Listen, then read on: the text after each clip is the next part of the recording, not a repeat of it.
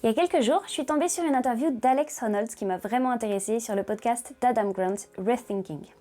Alex Honnold, c'est un grimpeur mondialement connu pour ses prouesses en solo intégral, c'est-à-dire qu'il fait de l'escalade en solitaire, mais aussi sans aucun système d'assurage. Et vous l'avez peut-être vu ou découvert dans le documentaire Free Solo, qui retrace sa préparation et son ascension au solo intégral du sommet El Capitan, dans la vallée de Yosemite aux États-Unis, une paroi verticale de 900 mètres de haut. Dans cet entretien, Alex revient beaucoup sur les sentiments de peur et de panique qu'on peut ressentir dans des situations extrêmes comme celle-ci et sur sa façon de les gérer. Et comme je m'intéresse en ce moment beaucoup aux peurs et à comment on peut apprendre à les surmonter, j'ai trouvé que les conseils et idées abordés dans l'entretien étaient une excellente entrée en matière sur la gestion des émotions liées à la peur. En effet, quoi de mieux qu'un athlète qui défie sans cesse la mort pour en apprendre plus sur la maîtrise de nos peurs. Alors voilà ce qu'on peut apprendre d'Alex Honnold sur la peur. Alors quand on voit Alex Honnold réaliser ses prouesses sur des murs d'une hauteur foudroyante, sans aucun système d'assurage, on peut se dire qu'il doit probablement être exempt de peur. Mais en réalité, c'est pas le cas. Il admet qu'il continue à ressentir de la peur lorsqu'il se lance dans des aventures en solo intégral. Mais justement, en affrontant sa peur de façon répétée, systématique, insistante, au fil des années, il a appris à la connaître et à la gérer. Et grâce à son expérience de la peur, il a mis au point ou appris diverses techniques pour réussir à l'atténuer ou à l'ignorer dans les moments cruciaux. Et d'après lui, la relation qu'il entretient avec la peur est beaucoup plus riche et variée que celle de la plupart des gens, parce qu'il s'est mis en position de la vivre souvent pour pouvoir l'examiner, la comprendre et apprendre à la gérer. En fait, son approche s'apparente à la thérapie d'exposition qui est utilisée en psychothérapie pour aider les gens à se débarrasser ou à atténuer leurs angoisses. Plus on s'expose au stimulus qui provoque la peur, plus elle devient familière et plus on est capable de la mettre en sourdine. C'est justement en affrontant nos peurs, par exemple, qu'on découvre que l'objet de notre peur ne provoque pas les conséquences qu'on imaginait, et plus on gagne en confiance. En prêtant attention à nos sensations, on peut aussi apprendre à reconnaître la peur et à ne pas réagir inconsciemment, intuitivement à ces signaux d'alarme. Et c'est en l'affrontant à plusieurs reprises qu'on peut tester différentes techniques pour l'atténuer ou la dissiper et qu'on découvrira ce qui marche le mieux pour nous. En fait, vouloir se débarrasser totalement de la peur, c'est totalement irréaliste. Il ne faut pas avoir peur de la peur et au contraire, il faut plutôt se familiariser avec elle, l'apprivoiser, la découvrir pour apprendre à la maîtriser. La peur en vrai c'est quelque chose de relatif. Elle dépend du contexte et de nos compétences et aptitudes à chaque moment de notre vie. Tout le monde n'a pas peur des mêmes choses. Comme tout débutant, quand Alex a appris à grimper avec un équipement, il avait aussi peur. Il avait peur d'avoir mal positionné ou mal accroché son équipement ou mal utilisé le système d'assurage et que tout se détache. Et au début, c'est tout à fait normal et même censé d'avoir peur. Parce qu'il n'avait pas encore acquis l'expérience nécessaire pour savoir et pouvoir confirmer que son équipement était vraiment bien placé et sécurisé. Et aujourd'hui, pourtant, il gravit des murs très complexes sans équipement à des hauteurs qui dépassent l'entendement. Alors on pourrait penser qu'il devrait être encore plus effrayé, mais au fil des années, justement, il a acquis tellement d'expérience que l'écart entre ses capacités et les exigences de la tâche, gravir un mur vertical de 900 mètres en solitaire et sans assurage, est beaucoup plus mince que celui entre ses aptitudes quand il a commencé et les capacités requises pour grimper un petit mur en salle avec un équipement et sous supervision. Même si la tâche aujourd'hui elle est beaucoup plus exigeante, il a tellement gagné en expérience qu'il a réduit l'écart entre ses capacités et les exigences de la tâche. A l'inverse, et ça peut sembler totalement incohérent, il a une immense peur de parler en public. Par exemple, en 2018, il a été invité à donner une conférence TED. Et pour lui, c'était une épreuve extrêmement difficile à passer. Ça semble complètement irrationnel parce que, dans le pire des scénarios, c'est de la gêne ou de l'embarras qui l'attendent. Mais les conséquences, dans tous les cas, elles ne sont pas fatales. Alors que lorsqu'il gravit un sommet sans équipement, dans le pire des cas, ça peut quand même conduire à la mort. Mais justement, il n'a pas du tout l'habitude de parler en public. La rhétorique, les compétences orales, c'est pas des compétences qu'il a pratiquées et affinées pendant des années. Homme plutôt solitaire qui évolue généralement loin du public, on peut comprendre qu'il soit plus effrayé par le fait de parler en public, performance pour laquelle il n'est pas préparé et dans laquelle il a vraiment peu d'expérience, que par le fait de grimper sans assurage, qui est au contraire une performance pour laquelle il a accumulé énormément de pratique.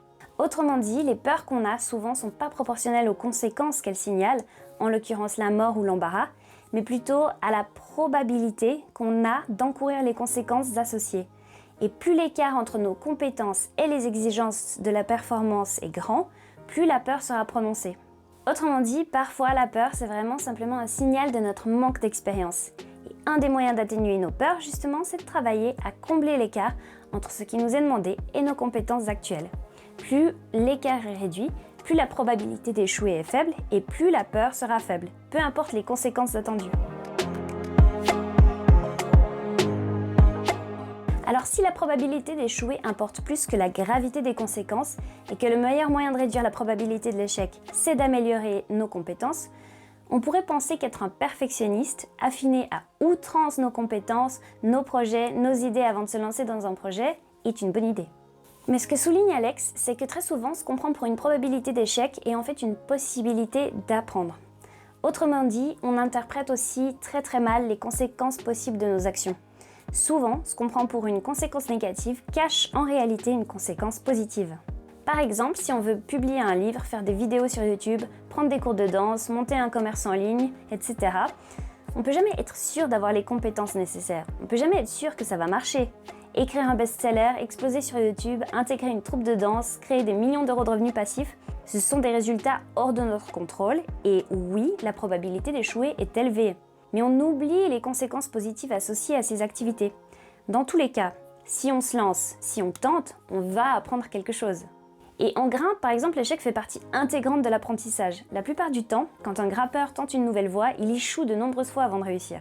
Mais à chaque fois qu'il retente la voie, il découvre de nouvelles prises, il teste différentes manières de se positionner et d'attraper une prise, il apprend à s'économiser, il intègre les mouvements.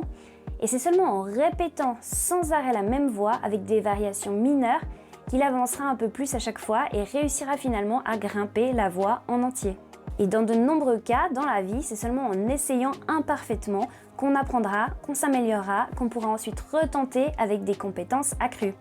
C'est en prenant le risque de se lancer et en essayant à plusieurs reprises qu'on réduira, au fil du temps, la probabilité d'échouer. Lorsqu'on présente à la plupart des gens des images destinées à provoquer un sentiment de peur et qu'on observe ce qui se passe dans leur cerveau grâce à une IRM, on constate l'activation de leur amygdale. C'est le centre de commande de la peur dans le cerveau. Mais quand des neuroscientifiques ont fait passer ce test à Alex, ils ont observé que son amygdale ne montrait qu'une activité très faible. D'après Alex, c'est grâce à son expérience de la peur et à sa volonté d'affronter sans cesse ses peurs qu'il a appris à détecter les peurs réelles, celles qui indiquent une probabilité élevée de conséquences graves, parmi les peurs imaginées ou irrationnelles qui signalent des conséquences insignifiantes ou une très faible probabilité d'échec. Comme peur irrationnelle, on peut par exemple penser à la peur des araignées, qui est souvent injustifiée puisque la plupart des araignées ne sont pas dangereuses. Il semble qu'Alex en fait ait réussi au fil des années à reconnaître très vite les peurs infondées ou irrationnelles et à réduire la réponse instinctive de son organisme à ces peurs, et qu'il est aussi plus sensible du coup aux peurs qui indiquent une vraie probabilité d'échec avec des vraies conséquences graves. Et en réalité, Alex n'est pas non plus exempt de peur irrationnelle. Et justement, quand ça lui arrive d'avoir peur, il mène un examen d'introspection. Quand il sent les signaux de la peur, il va faire une pause, prendre une grande respiration et consciemment analyser sa sensation, se demander ce qui se passe, analyser d'où vient sa peur et sa nature. Est-ce que c'est justement une peur fondée ou infondée ? En fait, il va essayer de raisonner pour sortir du cercle émotionnel et intuitif. Quand on fait face à un sentiment de peur, une des manières de gérer cette sensation, c'est d'analyser la peur qu'on ressent et de découvrir ce qui la provoque et ce qu'elle cherche à nous signaler. La peur, c'est une information, mais qui nous envoie des informations parfois injustifiées ou incomplètes. Comme sur les réseaux sociaux, on voit trop souvent des news qui sont des fake news ou des informations qui nous trompent, qui présentent qu'un côté de la réalité. Les signaux de peur, c'est pareil. Alors quand vous sentez la sensation de peur, arrêtez ce que vous êtes en train de faire et demandez-vous, est-ce que ma peur est fondée, justifiée ? Quelle est la probabilité que les conséquences que j'imagine se produisent ? Est-ce que ma peur est rationnelle ? Si les conséquences envisagées sont graves et probables, alors peut-être que ça vaut la peine de travailler à réduire la probabilité que celles-ci se produisent. Mais si elles ne le sont pas, alors c'est sur notre état d'esprit et la rationalisation des conséquences qu'il faut travailler. Analyser sa peur, ça peut aussi permettre de se demander si l'échec envisagé est réellement un échec ou si cet échec potentiel ne cache pas plutôt un apprentissage nécessaire pour progresser.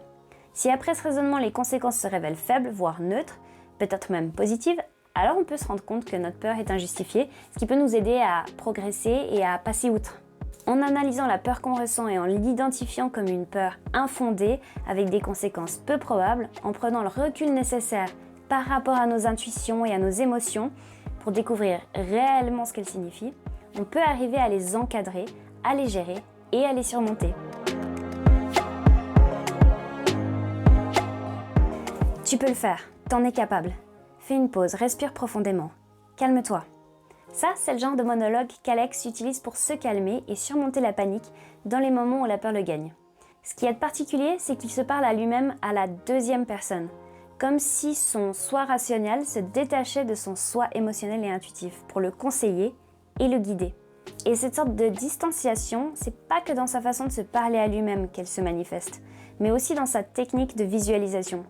Il explique que quand il grimpe, son corps effectue les mouvements presque automatiquement et il s'observe comme de l'extérieur, comme s'il devait y avoir une séparation entre ses réflexes physiques et sa conscience.